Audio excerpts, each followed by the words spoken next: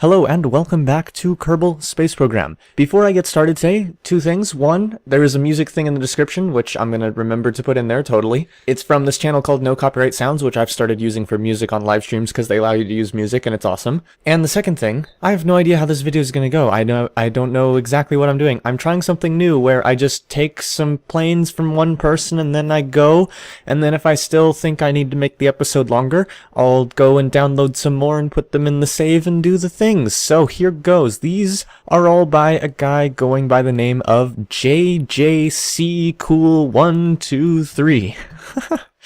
And he actually has like a whole series that are actually very similar, and it's kind of interesting because it's like, okay, there's a series and I'm going to compare the different ones that are kind of in that series. This one, I'm not sure if it's in that series per se. Oh yes, that reminds me. One other thing I wanted to mention. So this person has posted all his craft on KerbalX.com, and I have to say that's probably going to save me a lot of time in making the video. I mean, it saved me a little time in downloading them all because it was just like click link, click download, but when it goes to getting the video ready and everything, I don't have to upload them and copy a bunch of links the same way as I have to when I have to put things on Mediafire because people send me things in emails directly. So I'm just saying, for future reference, it's cool when you put your craft on KerbalX. Anyhow, moving on. So, Alpha, no description. Center of lift is farther back than I thought it was, actually. Let's go ahead and give this a launch. And as you might have noticed, this is KSP 1.0.5. Like I said in the last video, that I would be moving on to KSP 1.0.5 for the series. And here we are. I want to look at the... I just kind of want to look at the... Whoa, hold on. Come on. Get some air. Oh, yeah. I forgot to enable SAS. That would probably help a little bit with the stability. But yes. Oh, wow. Yeah. Oh, yeah. I forgot about that. Yeah, so... Oh, shit. That is not stable. Wow. Let's do that one more time. Okay, so an interesting thing about how to build stable versus unstable planes. See how the wings are very much tilted downwards on this craft? That means it's unstable, because wings like to form a V. That's the best way I can think of to describe it. Remember, I'm not like really an expert, I don't know too much about it, but I know a couple of things, and one of the things I know is that if you have your wings tilted down like this, I forget what they call it. There's a particular term for when you have your wings down like this, and if I go looked at the Wikipedia article for the F-104 again, I would remember what that term was. But anyhow, there's a term for this, and it makes your craft... Yeah, see how that thing just... Wow, that is an interesting way to completely lose control. Wow, that is weird. And looks like this is unrecoverable. This is an unrecoverable spin this craft has gotten us into. Wait, no, wait, maybe. Oh, hold on. The problem is as we get faster, the spin gets worse. Oh, come on, so close, come on. Okay, and I've regained control. I'm gonna try and pull out of this dive, but it's not gonna work. We're gonna lose it entirely. On the bright side, the way it spins out of control, it spins out of control in a way that what's the term I'm looking for? It loses a lot of airspeed, which is good for survivability. And since this is 1.0.5 physics, we survived that. All right, so we're gonna do one more launch of this. And the reason why I'm going to do one more launch of this is I'm going to get off the ground and point the nose up a bit and then disengage SAS to demonstrate what I mean about the instability. The plane will roll over on its own. And let me just put in landing gear. I'm going to turn down the throttle so we don't get going too fast. And I'm going to disengage SAS, and you can see it's now rolling over on its own. And now that it's upside down, well, it's going to want to stabilize upside down. Let me pull up on the nose a bit to keep us from crashing. But see how it's flying fairly stably upside down? See? But if I tried to fly this right side up, it would complain like crazy, and it would want to roll itself back over. See? As you can see, or go into a spin, because this plane has a weird quirk in its aerodynamics where it will just go into a spin, which is pretty freaking cool. Well, cool from the aspect of the standard, ooh, look at stuff explode, but not cool from the, wanting to have a plane that survives standpoint. Yes. That's interesting. We always keep one flap or whatever, one control surface, one landing gear in the cockpit. I'm guessing I figured out why it was called Alpha. Next up we have a B2 Spirit kind of replica, which Okay, it's a bit different. Oh, I see what he did. Okay, see, this caught my eye because I was looking at some of the craft he made on Kerbal X, and this one caught my eye, not because of the massive Z fighting, but because it was the thumbnails. He chose like the thumbnail images KSP uses for images, so it was like a really zoomed out shot like this and really pixelated, and I couldn't really see it very well, but I could see that the engines were essentially air brakes put together. And oh, I've messed up the view control here. Now see, remember this was made in 1.0.4, so the turbojet engines didn't stick out as far, so these turbojet engines were actually completely hidden by these air brakes, which are active, fully active by the way. That's going to be interesting. You might want to disable those, or maybe he did that on purpose, I don't know, we'll find out. And of course it looks different now because of the changes in 1.0.5 with some of the parts, but it was like this completely hidden engine, and I was curious exactly what he did there. So, yeah. Okay, here we go. Engaging the engines. Watching them successfully fire, even though they're clipped in. Are they slightly offset? Yes, they are. That's why they're successfully firing. Yes. So yeah, the problem with having air brakes set to be used for control authority, this plane isn't gonna get as much speed as it would if those are disabled. Like, see if, let me just, whoa! That did not go well. I'm noticing a trend in these designs. Also, I just noticed his, like, avatar on Gmail is of a B2, so that's cool. So this time, I'm not gonna try to activate the control. What the hell are you doing? Right. Let's do that again without SAS. So yeah, the SAS seems to be wanting to apply some yaw control, which then activates these air brakes and then causes the whole thing to fuck up quite horribly. So I'm gonna keep that disabled. I'm gonna try to, nope, it's just gonna do that on its own. Okay. Well then, I'm not sure how you're supposed to take off with that plane, because it just explodes. That's unfortunate. I'm gonna try one more time, just holding up the whole time. Just a guess here, but I'm guessing this plane needs to go off the end of the runway in order to successfully take off, and needs to not pick up too much speed or else it'll flip out in the way it's been flipping out. Also, I just noticed your rear landing gear are actually slightly splayed out, and that might be why it flips out. Because when you have landing gear do that, things go bad. Although that might just be due to control input. Whoa! They might be splayed like that, more to do with control input than other things. This is kind of cool now, watching it fly now that it's in the air, you know, watching the air brakes activate to give it control authority that it doesn't rightly deserve, since, you know, it's a B2. That is really cool, actually. Like, it's not how a B2 actually works, and it's not flying particularly well, but it is kind of entertaining to watch, like, the engine flowers, for lack of a better name, open up and close as it tries to keep itself stable with varying yaw inputs. It's, you know, I'm just gonna fly it without the SAS, because the SAS seems to have a hard time determining exactly what it wants to do with this plane. Yeah, see? Oh, now it's flipping too much that way. Yeah, so you can't fly this thing straight. It flies alright, but you can't fly it straight. It's very stable other than the yaw tendencies. So yeah, I mean, all things considered, that's alright. Woo! It's just a bit difficult to take off, and I imagine quite difficult to land, which is why I'm going to ditch it in the ocean. I'm curious how this thing would handle, well, flying sideways. It's flying sideways now. Hold on, I got this. Oh, too far. Too far. Unfortunately, those air brakes take a little bit of time to respond to control inputs. So you can see that's probably part of why the SAS has a problem keeping it stable. Is, wow, we're going too fast. Let's pull some G's and pull up a bit. I'm going to turn off the engines entirely. I'm just going to activate the air brakes, like just all of them. Oh wow, that's going to flip us around almost. Your plane should not be flying sideways, although it is quite entertaining to watch a plane fly sideways. Yeah, oh, come on, let's get that more under control. I'm gonna pull up a little more. Whoa, whoa, whoa. Yeah, I'm literally flying sideways now. Hold on a second. It was like flying... It felt for a moment like it was flying better sideways than it was forwards. So that's an interesting interesting problem. Yeah. Alright. Oh, yeah.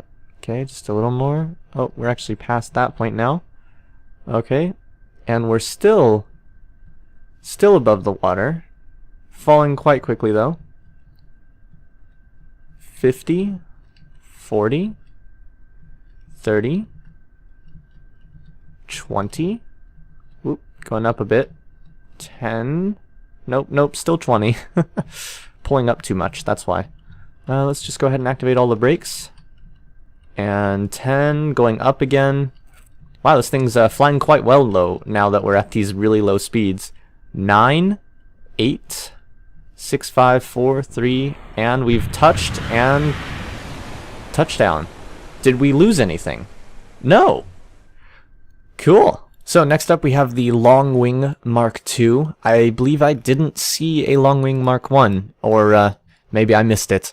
So it's using the giant tail pieces as wings, which gives it a rather interesting look, honestly. I kind of like this look. And so this is the first in those ones that I said are kind of a similar design. He has several craft that have this kind of fuel tanks like this and the tail piece above two engines like that, which, by the way, I just remembered, that's like an F4. And now I want to build an F4. I'm definitely gonna look into building an F4. But you have oxidizer in your tanks. You might want to, you know, clear that out for weight. You know, you could have less weight in here by clearing that out. Of course, I'm not going to do that because that wasn't part of your design. Okay, here we go. Are those set to yaw control? Yes, they are. Are they set to... Yes, I mean, I meant pitch control when I said yaw control.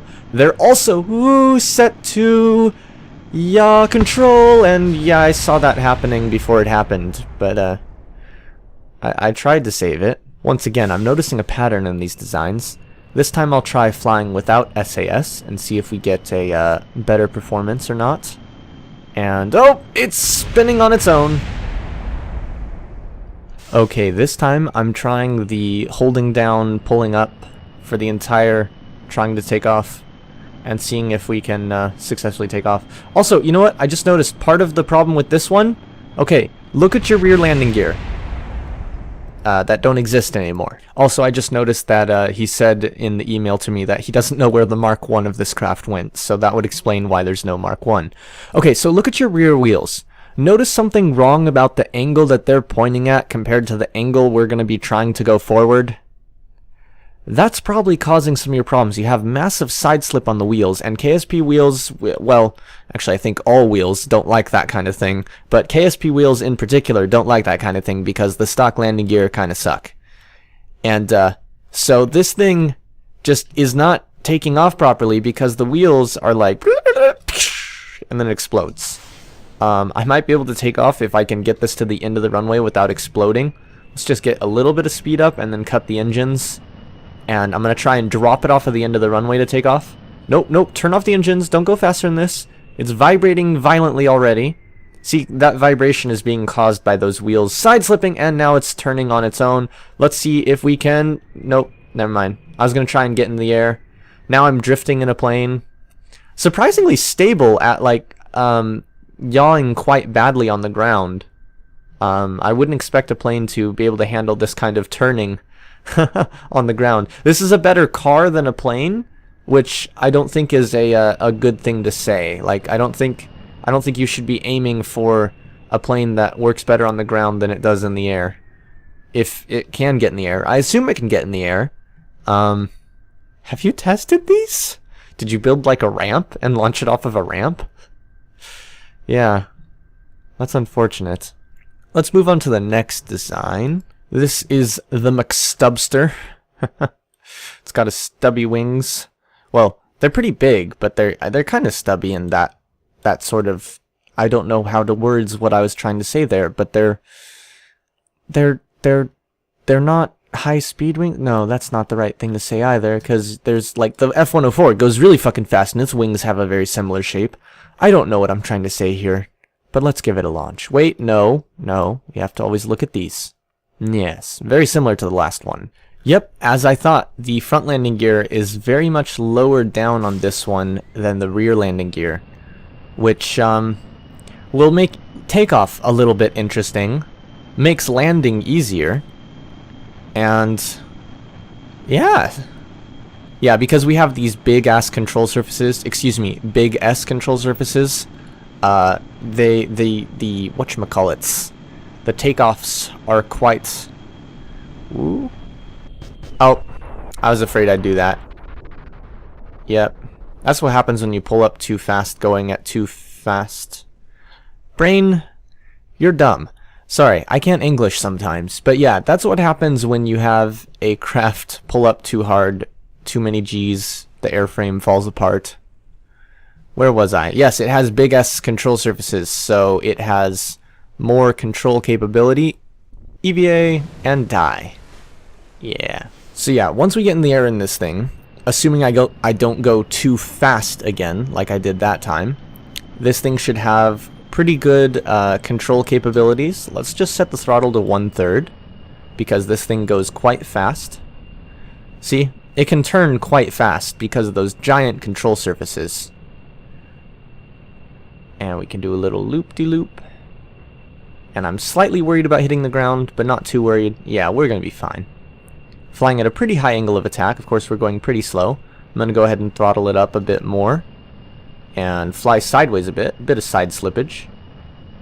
But, actually, let's go ahead and full throttle it, because we are doing, like, maneuvers, and when you're doing maneuvers that sacrifice a lot of your speed, it's better to have engines at higher power to regain some of that speed.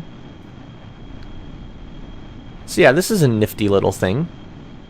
Although, it's flying a bit slower right now, but that's just, again, that's because I'm doing a bunch of maneuvering. And you have to be careful with this thing when you get to high speeds, because else it will flip itself apart, as we very clearly demonstrated. Let's see if we can do this. Oh, yeah, well, good thing I went to the side of the VAB instead of directly towards it, because I would have hit the VAB if I didn't. Okay, let's turn it down and pull up. Yeah, I'm kind of worried about crashing it, but it's going alright. Again, I'm pretty sure, yep, it has oxidizer in there. This would probably fly a lot better if you took that oxidizer out. There you go. Oh, I bet this thing could go under the bridge. I'm going to try it once, and if I fail, I'm not going to try again, because I can't be bothered to try again. But, oops, I'm pulling up too low to the ground. Called it. Told you I was pulling up too low. Then never mind, I'm not going to do that right now. Especially because I probably would have failed it. Unlike a lot of KSP videos, players, whatever, I prefer to make videos where I don't fail. Now this is clipped in a weird way. It actually looks pretty cool like that. But yeah, that happened because of the upgrade to 1.0.5 apparently. He specifically mentioned that. Also, I noticed the tail is lower down on this one, but it's not clipped into the engines as much, so that's nice. And this is the Midwing Mark 1. And it has a couple more parts than the Midwing Mark II, and I'm gonna look at that, and I'm curious to see what the differences are. This one, oh, this one is theoretically more agile. Okay, here goes. Are those? No, those are still turbojets. Oh yes, of course, because these were all designed before the Panther engine. So even though they're all essentially like fighter designs, basically, they are gonna have turbojets or basic jets. Probably all turbojets. I don't remember, because that was what was available at the time. This thing can pull some serious G's, and at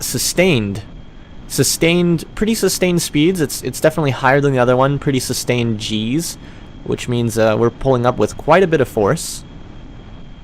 Ah, yes. I like flying this. I like the design. It's got a bit of a stubby nose on it.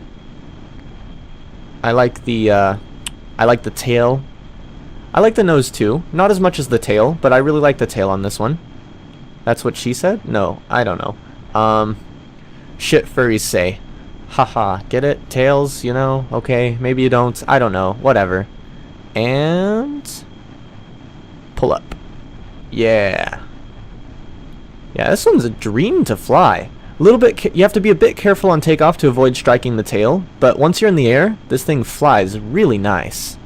Whoa, let's not hit the wings. I got pretty close there twice in a row. I hope I don't actually, you know, just kill myself by flying too low to the ground. That would suck. Ah, yes. Very nice. I have a feeling this plane will suffer from the same disintegration if you let it really get up to speed and then tried to pull up.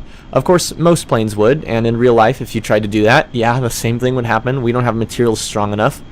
And even if we did have materials strong enough, the pilot wouldn't survive the G-forces from something like that. Oh! Phew, between the flag and water tower. Cool. Alright, let's turn off the engines, essentially, because I'm now going to ditch it in the ocean. And in order to do that, I'm going to do a nice big flip around the top like this. Flip around the top. I don't know if that's real words. Well, they're real words. I don't know if that meant anything. But, yeah. Gonna just go down at about this angle. We still got a pretty decent amount of speed on here, so I'm going to pull up. And I'm going to hear a random noise outside that I'm confused about. I think someone was, like, unlocking a car. It was a weird noise. Okay, and this thing can't pull up anymore, so we know that the minimum speed this thing can fly at is probably about 40 meters per second. Maybe a touch under that. We lost a few parts because we splashed down a bit harder than I did with the B2, including the engines, which are on fire underwater, or were, because, you know, destruction effects. And finally, from his designs, we have the Midwing Mark II, which has 3 fewer parts, and are those 3 fewer parts the frickin' landing gear? Did you mean to do this? I can imagine you didn't mean to do this. There's no landing gear on this plane. I'll go ahead and try and fly it, but I don't think it's gonna take off. It might slide all the way to the end of the runway without exploding if I keep the speed low enough and then fall off the end and survive, but it probably won't. Because what's the worst that could happen? It's sliding sideways. I think that's the worst that could happen. This is great. I'm just drifting a plane on the runway now.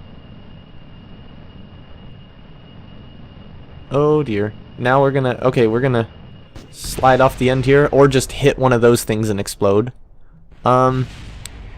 This cockpit isn't gonna survive this impact.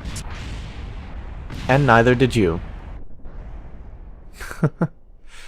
Alright, well that's all from Jjccool123, so I will find a couple more planes and round out this video with those.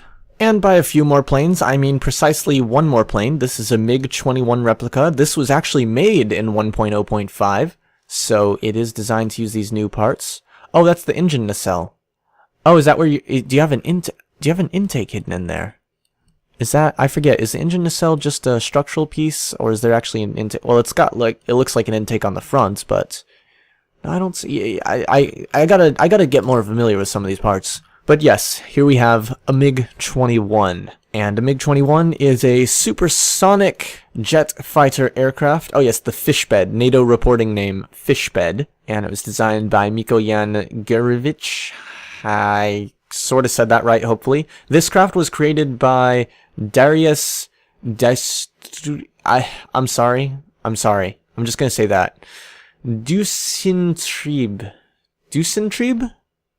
That's the best job I can do of pronouncing it.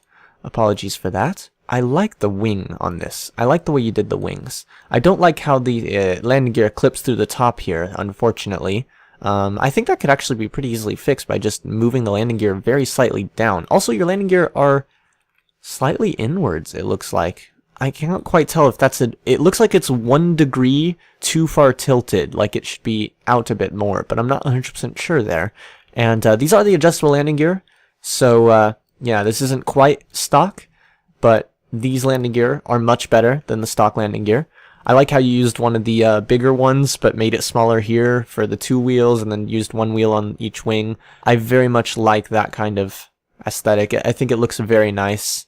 You know, there's like, see, if I was building this, I would be mad at myself for the way this looks, because it's like, you get this black line, and then it kind of goes up into here, and then it juts out again. But it's such a minor detail, I can very easily ignore it. I'm just pointing it out, because People get confused about what I mean by when I don't like clipping. See, I don't like clipping when you have these weird jagged lines that don't make much sense. Like you have this going up to here and then cutting in there and then going to here and bouncing along, and it just doesn't look as good. Fortunately on this one, it's a minor detail. If you zoom out far enough, the only thing that looks weird is the fact that you have like a black line going through here that just stops even though the seam continues, which, you know, is a bit weird. But like, see this kind of clipping?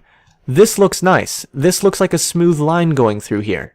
But that up front doesn't look as smooth. And that's what I mean when I say I don't like clipping. It's the clipping that looks ugly. It's like this. This doesn't make sense having this weird panel. Like if this had a black line across here and it didn't have this weird jutting here, I'd probably like it because it would look like just like a panel pasted on there. But no, it looks like a clip part. I like clipping when it doesn't look like clipping. How about I put it that way? I try to explain this all the time. It doesn't always work. I know it doesn't work because I keep doing it. Oh, hey, cool. Look at that. Very good maneuverability. VR 70 meters per second, VS 30 meters per second. I don't know what these things mean. That's interesting. It has a toggle. You can toggle the flaps on there. Do not fly in S tier if you haven't. Do not fly in S tier if you have an alternative.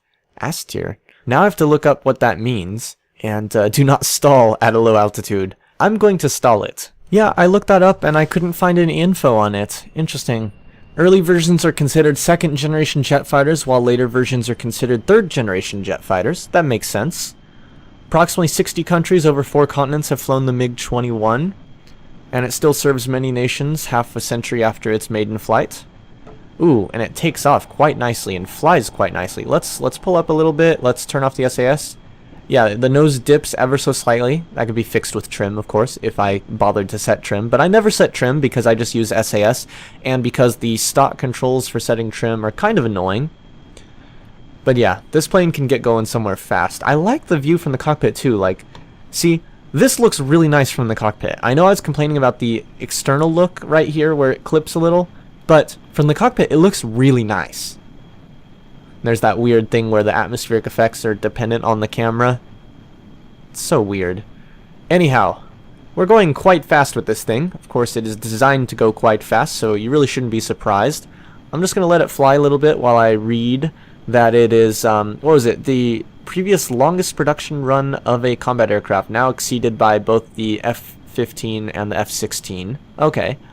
And what was the other thing I wanted to look at? It is the most produced supersonic jet aircraft in aviation history. At least by name. Whatever that means. I guess they mean because there's several versions of the MiG-21, so you can't say it is the... You can't necessarily say it is the most produced plane because there's actual several variations that have the same name. Uh-oh. Oh, okay. It lagged out for a moment there. I thought I broke it. Yeah, we're pulling a high G turn. Surprisingly, that didn't fall apart. I was afraid it would. Also, yes, this has that thing, dihedral. I think it's called dihedral. When your wings are slightly sloped down like that, I think they call that dihedral. Okay, they call it dihedral whether it's sloped up or sloped down. And if it's a dihedral down, that's a negative dihedral. And when it's dihedral up, that's a positive dihedral. They just call it the dihedral angle, and it's defined as the upward angle from the horizontal wings or tailplane of a fixed-wing aircraft. Anhedral angle is the name given to negative dihedral angle. Oh, so, okay. There we go. You learn something new every second. Most of it is how to breathe. I don't know where I came up with that. But yes, we're going to go back towards the KSC, and actually let's just pull up really hard right now and see how well it handles that at 400 meters per second. Quite well. You know, I think I'm going to use this in that combat series that I've been doing, and hopefully on the multiplayer warfare if we ever get that going. I actually have a video recorded that's kind of a preview of the multiplayer warfare thing, except that it didn't go very well. So we had some serious lag issues. I think that was mostly due to the fact that I had, what's it called? We had too many parts loaded in at one spot. I was getting less than 1 frame per second. Part of that video is usable, part of it is not, and it contains a lot of us chatting about like ideas for how to carry things out. So I'm actually gonna make like a video version of it that is like a podcast. It's essentially gonna be a video podcast, like, oh, you know, here we are chatting, blah blah blah, and you know, if you find that kind of thing interesting, then it's for you. If not, then obviously it won't be for you. I'm not sure exactly when I'll have that edited, rendered, and uploaded yet, but that is a thing to look forward to. I don't know what else to say about this particular craft, other than I very, very much like it, and I'll definitely be using it, because look at this. That is amazing. Also, I just remembered one of the rules of that warfare thing is that craft must be of your own design. So actually, I won't be using it there, but I will be using it in my own little, you know, playing around, having things fight against each other, because I think it's a very nice design, and I'd like to see it kick some ass, or have its ass kicked by other crafts. Oh yes, I'm supposed to stall it at a low altitude. I forgot I was going to say that. So, we're now pretty much stalled, and kick the engine into full and try to recover. And let's see, can we do it? Actually, yeah, this thing recovered quite easily. Come on, man. I thought it was gonna like fuck up horribly. Let's try like stalling it so bad that we're just like falling backwards. Okay, and we're now pretty much falling backwards, although it's quickly righting itself. So actually, wait, let's not turn on the engine yet. Actually, we're able to recover from this without the engine. We might even be able to land it without the engine. Okay. So you might have noticed something I did just then. I pulled up as hard as I could as we were getting lower, but then when we actually got to like the ground level, I pitched back. I pitched forward, and the reason why was to avoid striking the engine. Actually, let's go ahead and put those back out, and I'm gonna try and demonstrate the same thing again. I'm gonna try and lose the airspeed and kind of stall. I'm gonna stall it out again. And there we go, we're now falling. KSP physics isn't real physics. Obviously, if you did this in real life, it would be a lot more deadly. A lot more. Well, there's an ejection seat, I'm pretty sure, so maybe not completely deadly, but oop, that time I landed like perfectly, except that I was still trying to pull up, and I didn't react quick enough, so I pulled up and pulled the engine into the ground. That is what they call a tail strike. When you pull up too hard and strike the tail of the plane on the ground, yeah, it's a bad thing to do. Oh good, the front landing gear works for turning. But yeah, that's it for this time. Thanks for watching, and I'll see you in space. Look at this thing. It's amazing. Even with the tail missing, it's amazing. Whoa, don't flip. Okay, because I wanted to do a little combat thing for the outro, here's a modified, yet still stock with adjustable landing gear version using some hard points. And here's a version including BD armory stuff. Note that I did not really try to add things in the proper locations. I also completely forgot to demonstrate the flaps, which are these inner flaps. So, you know, those help with takeoff, theoretically. I also forgot to add fuel lines between this and the main fuselage, but I'll fix that before I release it.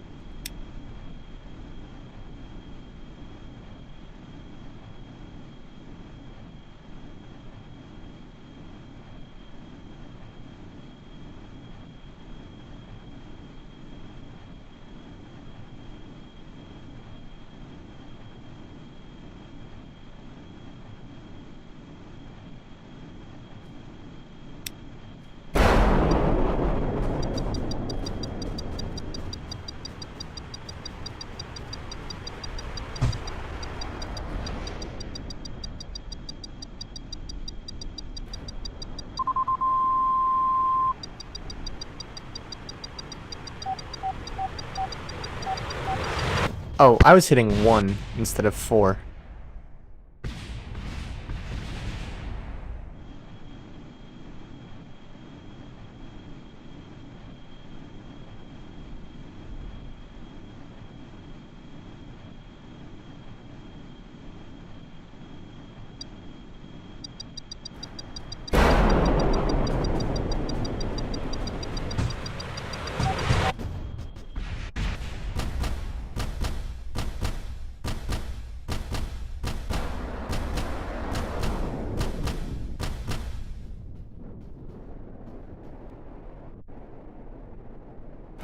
Did it really fire an intercept missile at an AGM?